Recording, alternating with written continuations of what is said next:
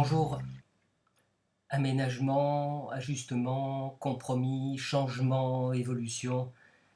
Chacun met le mot qui lui convient pour désigner ou pour expliciter ce que l'on attend d'une thérapie et plus particulièrement de l'issue d'une thérapie.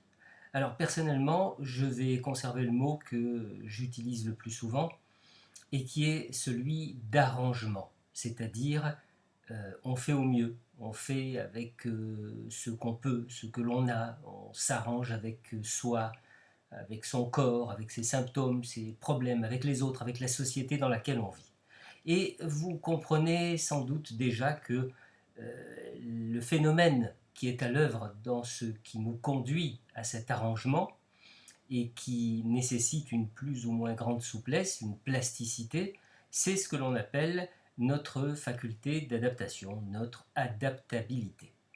En effet, quand on est confronté un jour à une souffrance, un obstacle, une difficulté, ça signifie que l'arrangement sur lequel nous vivions jusqu'à présent ne nous convient plus et qu'il faut en trouver un autre qui nous permette de vivre mieux.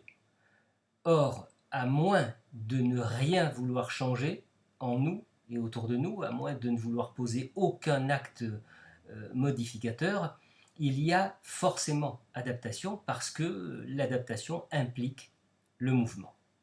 L'adaptation, c'est un phénomène qui est à l'œuvre en permanence chez chacun de nous.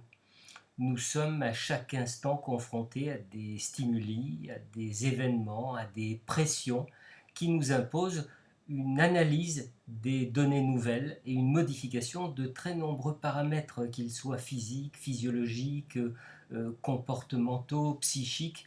Cette modification est rendue possible par une certaine tolérance au changement, tant interne qu'externe. Or, on peut entendre de deux façons bien différentes la notion d'adaptation. Si on demande aux gens ce que signifie pour eux s'adapter, on obtient généralement au moins deux catégories de réponses. Pour l'une de ces catégories, s'adapter signifiera coller au mieux à l'environnement, faire ce qu'il faut pour se fondre, pour s'intégrer à un groupe, à une société, pour ressembler à ceux qui nous entourent. Et donc, une forme d'accommodation et même de conformisme social. Et puis pour l'autre catégorie, s'adapter signifiera trouver la meilleure solution en faisant avec ce que l'on a, ce dont on dispose à ce moment-là, c'est-à-dire des ressources, des compétences, des savoir-faire, des désirs, des capacités, des outils, bref, le tout dans le but de nous procurer un état de bien-être optimal ou tout au moins ce que l'on appelle l'homéostasie, c'est-à-dire une répartition équilibrée des pressions et des réponses à ces pressions. Pour les deux catégories en question, il n'y a donc pas d'alternative à l'adaptation hormis la mort. Autrement dit, il y a d'un côté le mouvement, et donc la vie, et de l'autre côté l'immobilité, et donc la mort. Maintenant, allons plus loin. Si l'on considère le sujet de l'adaptation sous l'angle de la survie de l'espèce, c'est-à-dire comme la condition sine qua non de la survie de l'espèce. Alors il faut accepter l'idée qu'il y a toujours adaptation et que celle-ci est toujours réussie, sauf, à la considérer à l'aune de l'esthétique ou des valeurs. Je vais prendre quelques exemples. Vous avez peut-être vu les premiers films Mad Max. L'univers social dans lequel se déroulent ces histoires est terrible. Et pourtant, ce qui se construit sur les ruines de l'ancienne société conditionne tout simplement la perpétuation de la société, conditionne la survie de quelques groupes.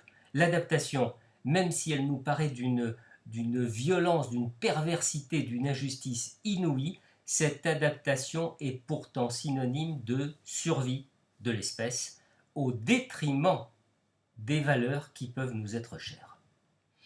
Un deuxième exemple beaucoup plus banal, plus quotidien. Vous marchez dans la rue, et votre regard se pose sur un homme qui boite. Il souffre d'une telle boiterie que chaque geste qu'il fait pour avancer déforme totalement son corps. Alors c'est sûr, personne ne va trouver cette démarche esthétique. Il y a de l'anormalité dans cette façon de se déplacer. Et pourtant, il s'agit là aussi d'une adaptation parfaitement réussie. C'est parce que le corps de cet homme a su trouver les aménagements nécessaires en termes d'appui et d'équilibre. C'est pour cette raison que notre homme peut continuer à se déplacer dans la vie au détriment de ce que l'on a l'habitude de considérer comme une démarche esthétique. C'est la boiterie et les déformations du corps ou bien l'immobilité. Alors question, quel rapport avec la psychothérapie? Eh bien, nous y voici. L'issue d'une thérapie, quelle qu'elle soit, est toujours positive pour le patient. Même si dans le silence de notre âme, nous exprimons des doutes quant au choix ou aux décisions du patient, eh bien la forme d'aménagement que ce patient aura trouvée sera la bonne, tout simplement parce qu'elle sera la seule qu'il sera en mesure de mettre en œuvre à ce moment-là.